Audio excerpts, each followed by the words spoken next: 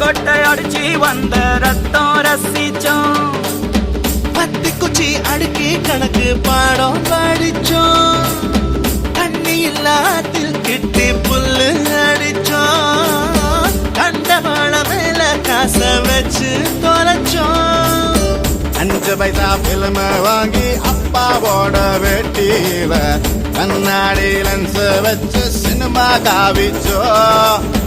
அண்ணாச்சி கடையில தான் எண்ணெயில தீ குடிச்ச பரோட்டாக்கு பாதி சொத்த நாம அழிச்சோம்.